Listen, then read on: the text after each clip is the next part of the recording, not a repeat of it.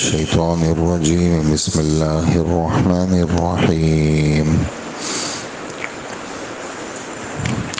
إنا عرضنا الأمانة على السماوات والأرض والجبال فأبين أن يحملنها وأشفقن منها وحملها الإنسان إنه كان ظلوما جهولا ليعذب الله المنافقين والمنافقات والمشركين والمشركات ويتوب الله على المؤمنين والمؤمنات وكان الله غفورا رحيما. صدق اللہ العظیم. سورہ احزاب کی آخری دو آیتیں ہیں 72 اور 73، اور اس پر سورہ احزاب ختم ہوئی اور 22ویں پارے کا 6واں رکوع بھی ختم ہوا، اور سورہ احزاب کل 9 رکوع پہ مشتمل تھی، وہ بھی ختم ہوئی. آخری دو آیتوں کا ترجمہ ہے کہ ہم نے یہ امانت آسمانوں اور زمین اور پہاڑوں پر پیش کی تو انہوں نے اس کے اٹھانے سے انکار کیا اور اس سے ڈر گئے، اور انسان نے اس کا بوجھ اٹھا لیا. حقیقت یہ ہے کہ وہ بڑا ظالم اور بڑا نادان ہے. حضرت مولانا اشرف علی تھانوی رحمۃ اللہ علیہ ترجمہ کرتے ہیں کہ وہ عملیات میں بڑا ظالم ہے اور علمیات میں بڑا جاہل ہے. نتیجہ یہ ہوا کہ اللہ جل جلالہ منافق مردوں اور منافق عورتوں کو، اسی طرح مشرک مردوں اور مشرک عورتوں کو عذاب دے گا، اور مومن مردوں اور مومن عورتوں پر رحمت کے ساتھ توجہ فرمائے گا، اور اللہ جل جلالہ بہت بخشنے والا بڑا مہربان ہے. یہ دو آیتیں آپ حضرات نے اس کا ترجمہ سن لیا. یہ جو بات آپ حضرات نے سنی کہ ہم نے امانت کو پیش کیا آسمانوں اور زمین کے اوپر، سب سے پہلی بات تو یہ ہے کہ امانت سے کیا مراد ہے. تو اس کا جواب یہ ہے کہ امانت سے مراد آسمانی سارے احکامات مراد ہیں. آسمانی سارے احکامات کا خلاصہ کیا ہے؟ عقائد کہ اللہ ایک ہے، فرشتے موجود ہیں، سارے رسول سچے تھے، ساری کتابیں سچی تھی، تقدیر اچھی بری سب اللہ کی طرف سے، اور اللہ جل جلالہ اس دنیا کو ختم کریں گے، آخرت آئے گی، اللہ کے سامنے پیشی ہے. تو اسلامی احکامات میں سر فہرست عقائد ہیں. نمبر 2 عبادات ہیں. زبان سے اقرار ہے کلمہ شہادت کا، بدن سے نماز ہے، روزہ ہے، پیسوں سے زکوٰۃ ہے، اور پیسوں اور بدن دونوں سے حج ہے. اسی طرح جہاد ہے. اسی طرح معاملات، مالی معاملات ہیں، یہ بھی آسمان سے اترے ہیں. اس میں شادیاں بھی ہیں، اس میں جھگڑے بھی ہیں، حقوق کوئی دبا دیتا ہے اس سے وصول کرنا ہے، تو یہ بھی آسمان سے اترے ہیں. تو یہ سب چیزیں مجموعہ ہے اس بات کا. سزاؤں کا ذکر ہے. کسی نے کسی کو قتل کیا تو اس کو قتل کیا جائے گا، قصاص ہے. کسی نے بدکاری کی تو اس کو سزا دی جائے گی، حد زنا ہے. کسی نے چوری کی تو اس کا ہاتھ کاٹا جائے گا، حد سرقہ ہے. کسی نے کسی پر الزام لگایا تو 80 کوڑے لگائے جائیں گے، حد قذف ہے. یہ پوری شریعت ہے. پھر سیاسیات ہیں. سیاسیات کس کو کہتے ہیں؟ ہر کام نظم کے ساتھ کرنا، ترتیب کے ساتھ کرنا، بے ترتیبی نہیں، انتظام کے ساتھ ہر کام کرنا. اخلاقیات یہ بھی آسمان سے اترے ہیں. اخلاقیات یہ بھی آسمان سے اترے ہیں. طبیعتوں کی نرمی ہے، اپنے آپ کو رذائل سے پاک کرنا، خوبیوں سے آراستہ کرنا. تو یہ پوری شریعت ہے جو میں نے تھوڑی سی آپ کو اس کی ایک مثال دی. عقائد، عبادات، معاملات، معاشرت، یہ بھی آسمان سے اتری ہے۔ معاشرت میل جول، والدین کے ساتھ کیسے رہنا، بیوی بچوں کے ساتھ کیسے رہنا، رشتہ داروں کے ساتھ، اہل محلہ کے ساتھ، مارکیٹ والوں کے ساتھ رہن سہن والے، سفر میں آپ کے ساتھ میل جول، معاشرت میل جول۔ تو عبادات، عقائد، عبادات، معاملات، معاشرت، سیاسیات، اخلاقیات، سزاؤں کا بیان اور مالی چیزوں کا بیان، یہ سب باتیں آسمان سے اتری ہیں۔ ان سب کے لیے ایک لفظ استعمال ہوا امانت کا، کہ اللہ جل جلالہ نے آسمان سے امانت۔ پھر امانت کا جو مرکز ہے، حضرت حذیفہ رضی اللہ عنہ کی حدیث کہ یہ امانت کا جو مرکز ہے وہ مومن کا دل ہے، انسان کا دل ہے۔ امانت انسان کے دلوں کی جڑوں پہ آئی ہے۔ تو یہ لفظ امانت کا تو یہ مطلب ہے، آسمانی احکامات، جس کا میں نے تھوڑا سا آپ کو ایک خلاصہ سا سنا ہے۔ پھر ہم نے یہ امانت پیش کی، ہمارے رب فرما رہے ہیں ہم نے پیش کی، آسمانوں پہ پیش کی، زمین پہ پیش کی۔ آسمان اتنی بڑی اللہ پاک نے مخلوق بنائی ہے۔ آسمان یعنی دنیا کہاں سے کہاں تک پہنچ گئی، آسمان تک نہیں پہنچ سکتی۔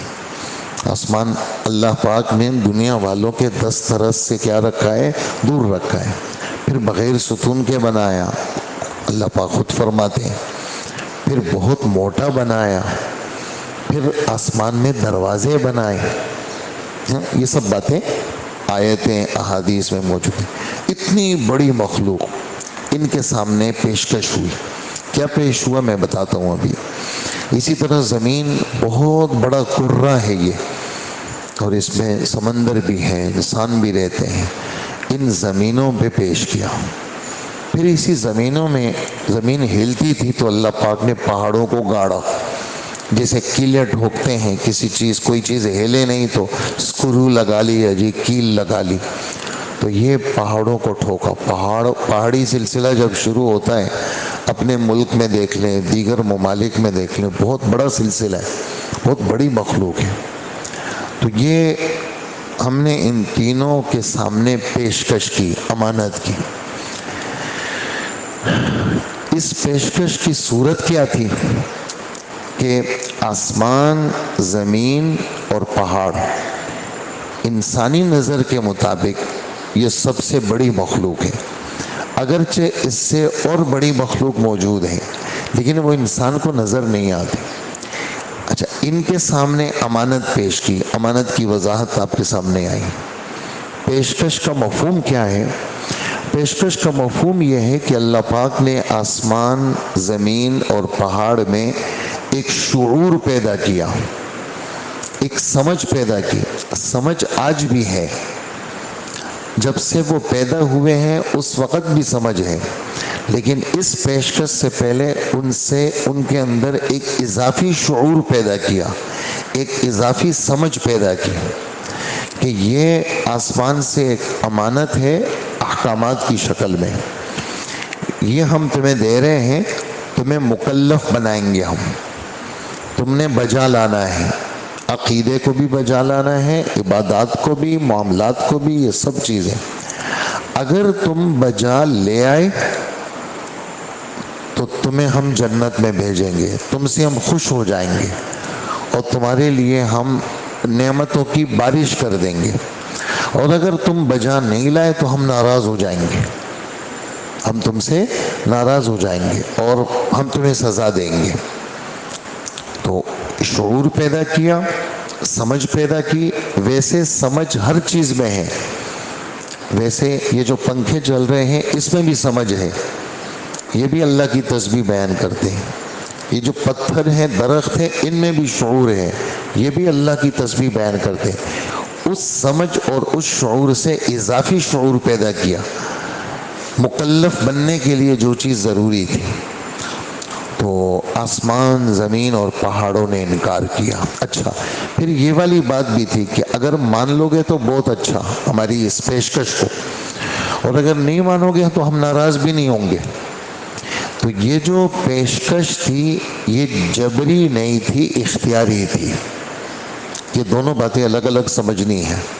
یہ والی پیشکش یہ کیا تھی؟ جبری نہیں تھی، یہ والی پیشکش اختیاری تھی کہ اگر قبول کر لیا تو بہت اچھا، لیکن اس کو اخیر تک نبھانا ہوگا، اور اگر قبول نہیں کیا تو ہم تم سے ناراض نہیں ہوں گے۔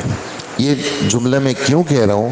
یہ ایک بات کے سمجھانے کے لیے کہہ رہا ہوں کہ یہ جو پیشکش ہے یہ جبری نہیں ہے۔ ایک پیشکش آسمان اور زمین پر ہوئی ہے جبری، وہ کیا؟ وہ جبری یہ ہوئی کہ آسمان کو بلندی دے دی، اس میں سورج دے دیا، سورج کو کہا کہ تم نے 365 دن اس منٹ اس سیکنڈ پہ نکلنا ہے، اور اس منٹ اور اس سیکنڈ پہ تم نے ڈوبنا ہے، اور آسمان تم نے کھڑے رہنا ہے جب تک ہم کہیں گے، اور زمین تم نے اس طرح اپنے مدار میں چلنا ہے، اور اے چاند تم نے ایسا کرنا ہے، اور اے سمندر تم نے ایسا کرنا ہے، اور اے پہاڑ تم نے یہ کرنا ہے، تم نے یہ نہیں کرنا۔ یہ کیا چیز ہے؟ اس کو اور پھر فرمایا ائتیا طوعا او کرہا۔ یہ والی بات جو میں ابھی آپ کو پیش کر رہا ہوں یہ 24ویں پارے میں سورہ حامیم فصلت کا دوسرا رکوع کہ قل ائنکم لتکفرون بالذی خلق الارض فی یومین وتجعلون له اندادا ذلک رب العالمین۔ تم اس اللہ کا انکار کرتے ہو، تمہیں شرم نہیں آتی جس نے یہ سارے کام کیے ہیں، اور تم پھر اس کی نافرمانی کرتے ہو؟ تمہیں تو شرم آنی چاہیے۔ اور ہم نے زمین کو پیدا کیا، ہم نے آسمان کو پیدا کیا، ہم نے 2 دن میں یہ کیا، ہم نے 2 دن میں یہ کیا، ہم نے 4 دن میں یہ کیا، اور پھر ہم نے آسمان اور زمین دونوں کو کہا ائتیا طوعا او کرہا، میری ان تمام چیزوں کو بجا لانا ہوگا تمہاری طبیعت چاہے یا نہ چاہے۔ تو آسمان اور زمین دونوں نے کہا اتینا طائعین، ہم نے آپ کی تابعداری کر لی، ہم یہ آپ نے جو پیشکش کی ہم نے اس کو قبول کر لیا، بڑی خوشی سے قبول کر لیا۔ تو یہ جو پیشکش تھی یہ جبری تھی، یہ تو کرنا تھا۔ لیکن یہ والی پیشکش جو ابھی آپ سن رہے ہیں آج کے سبق کے اندر، وہ والا سبق 24ویں پارے کا ہے، یہ والی پیشکش کیا ہے؟ یہ اختیاری ہے، آپ لوگوں کی مرضی ہے، آپ لوگ مکلف بنیں گے یا امانت کا بوجھ لے لیں آپ، لیکن انہوں نے کہا کہ ہم معذرت کرتے ہیں۔ بالکل اسی طرح ہمارے رب فرماتے ہیں، یہ سورہ حشر کے آخری رکوع میں 28ویں پارے میں لو انزلنا هذا القرآن على جبل لرأيته خاشعا متصدعا من خشیۃ اللہ، کہ اگر ہم یہ قرآن پاک، اے انسان تمہیں تو قرآن دے دیا، تو نے تو اس کو ایسی بڑی چیز کو ایسے ہی ہضم کر لیا، تو سمجھتے ہے قرآن کوئی ہلکی پھلکی چیز ہے، قرآن اتنی بھاری چیز ہے، اگر ہم اس کو پہاڑوں پر پیش کر لیتے تو وہ دب جاتا اور اللہ کے خوف سے ٹکڑے ٹکڑے ہو جاتا، تجھ پہ تو اثر ہی نہیں ہے کوئی۔ لیکن ہم نے پہاڑوں پہ قرآن کو پیش نہیں کیا، تو ہم نے یہ چیزیں پیشکش کی، ان میں شعور رکھا، لیکن انہوں نے معذرت کی۔ ابینا مانے انکار کرنا، اشفقنا مانے ڈر جانا، ہم نہیں کر سکتے۔ پھر حضرت انسان کے سامنے پیشکش ہوئی تو حضرت انسان نے اس کو کیا کر لیا؟ قبول کر لیا۔ اچھا، یہ والی بات جو ابھی آپ سن رہے ہیں یہ پیشکش کب کی ہے؟ کہا جی، اور انسان کے سامنے یہ پیشکش کب ہوئی؟ کہا کہ یہ پیشکش اس الستُ بربکم سے پہلے کی ہے، اس الستُ بربکم سے پہلے کی ہے، جس میں ساری روحوں کو چیونٹیوں کی شکل میں ہمارے رب نے جمع کیا تھا اور سب سے اقرار لیا تھا، اس سے پہلے کی ہے یہ والی پیشکش جو ہمارے رب فرما رہے کہ ہم نے پیشکش کی، اور انسان نے اس کو لے لیا۔ اور انسان تو علم کے اندر بڑا جاہل ہے اور عمل کے اندر یہ بڑا ظالم ہے۔ اچھا، انسان نے جب قبول کر لیا تو انسان کو ظالم اور جاہل کیوں کہا؟ سب باتیں سمجھنے کی ہے۔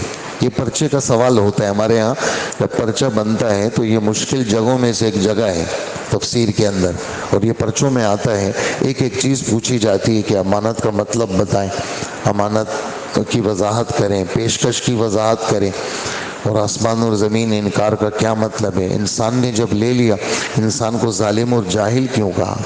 آگے دیکھیں، یہ جو ظلوم اور جہول ہیں یہ مبالغے کے صیغے ہیں، جیسے غفور بہت زیادہ بخشش کرنے والا، ایسے ہی ظلوم یہ صیغہ ہے بہت بڑا جاہل ہے، یہ بہت بڑا ظالم ہے، یہ دونوں مبالغے کے صیغے۔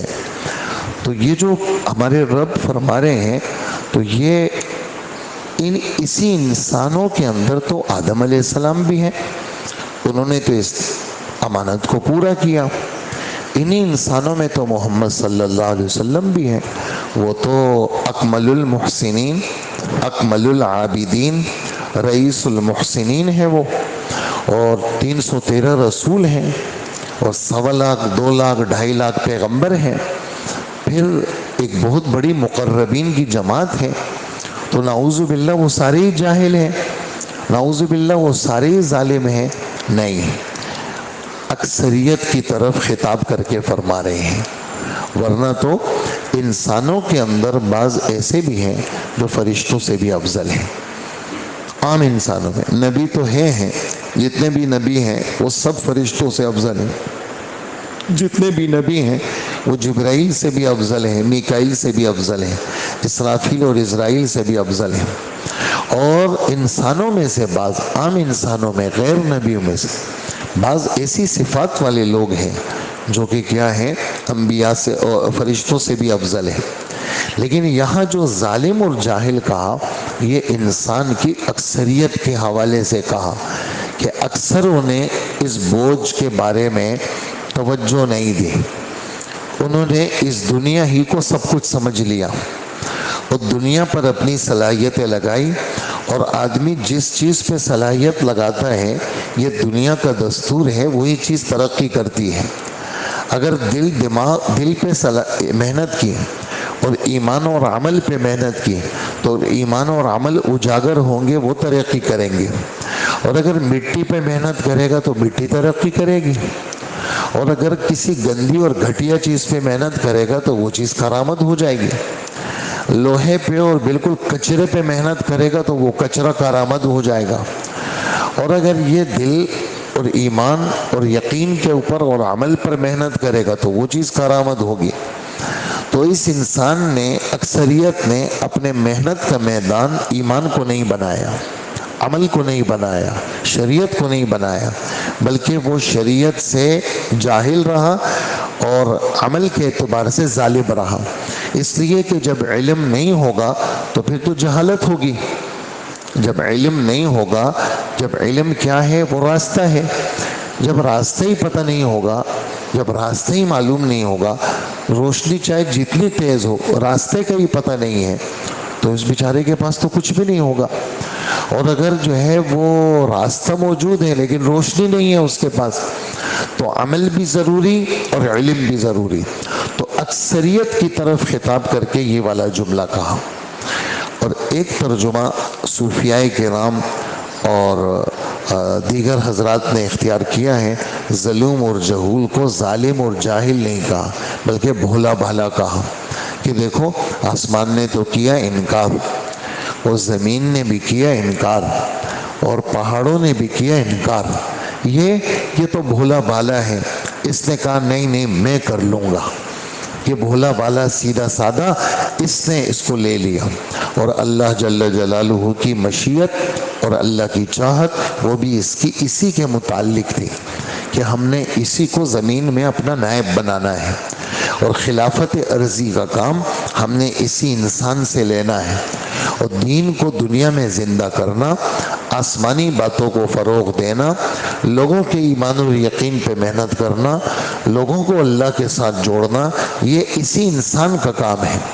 اسی وجہ سے جو نبی آئے وہ جنات میں نہیں آئے، اگرچہ مکلف جنات بھی ہیں، اگرچہ مکلف جنات بھی ہیں، لیکن جنات کے مزاج میں شرارت غالب ہے، اور انسان کے مزاج کے اندر وہ دونوں بیلنس برابر رکھیں اللہ پاک نے، شر بھی ہے خیر بھی ہے، اور جب یہ اپنے آپ پہ محنت کرتا ہے تو یہ اتنی بلندیوں پہ چلا جاتا ہے کہ اس کے لیے آسمانوں سے سلام آتا ہے، اور یہ ایسی بلندیوں پہ چلا جاتا ہے کہ اللہ جل جلالہ اعلان کرتے ہیں کہ میں اس سے راضی ہو گیا اور میں کبھی بھی اس سے ناراض نہیں ہوں گا۔ اور اے بدر والو، تم نے ایسی قربانی دی ہے، اللہ پاک نے تمہارے دلوں کو اندر سے جھانک کے دیکھ لیا، تم پوری زندگی جو چاہے کرو، اللہ تم سے کسی گناہ کا مطالبہ نہیں کرے گا۔ یہ ایسا بلندیوں پہ چلا جاتا ہے کہ اللہ جل جلالہ کی طرف سے اس پر انعام اور اکرامات کی کیا ہوتے ہیں، بارشیں ہوتی ہیں۔ تو یہ انسان ہے اور اس کے اکثریت مراد ہے، اس میں ظالم اور جاہل میں نعوذ باللہ نبی مراد نہیں ہے، ظالم اور جاہل میں صحابہ مراد نہیں ہے، ظالم اور جاہل میں حضرات اولیاء کرام مراد نہیں ہے، بلکہ بنی نوع انسان کے اندر جو اکثریت ہے وہ اس کے مخاطب ہے کہ دیکھو کیسا تھا یہ، اور یعنی اس کو چاہیے تھا کہ جب اتنی بڑی مخلوق نے انکار کیا، اس کو چاہیے تھا کہ علم بھی لیتا اور عمل کے اندر بھی کمال حاصل کرتا۔ پھر ہمارے رب آخری آیت میں نتیجہ سناتے ہیں کہ جب ایسا ہوا تو پھر 3 قسم کے لوگ بن گئے۔ ایک تو وہ بن گئے جو پکے منکر تھے، جس کو مشرک کہتے ہیں۔ ایک تو وہ بن گئے دوسری قسم جو دل سے کافر اور زبان سے اقرار کرتے تھے کسی مصلحت کی بنیاد پر، اور تیسری قسم وہ بن گئی جو دل سے اور بدن سے اس کو ماننے والے، اس کی تصدیق کرنے والے۔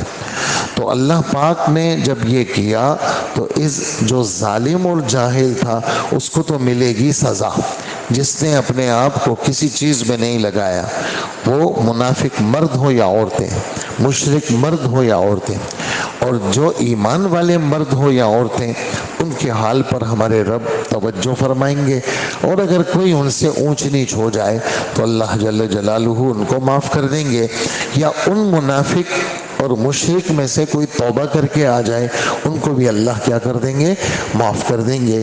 یہ تھوڑا سا خلاصہ تھا ان 2 آیتوں کا جو میں نے آپ حضرات کی خدمت میں پیش کیا۔ اللہ جل جلالہ ہم سب کو عمل کی توفیق عطا فرمائے۔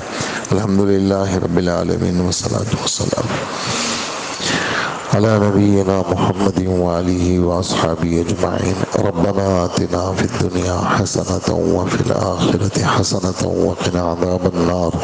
ربنا اغفر لنا ذنوبنا وإسرافنا فی امرنا وثبت أقدامنا وانصرنا على القوم الكافرين۔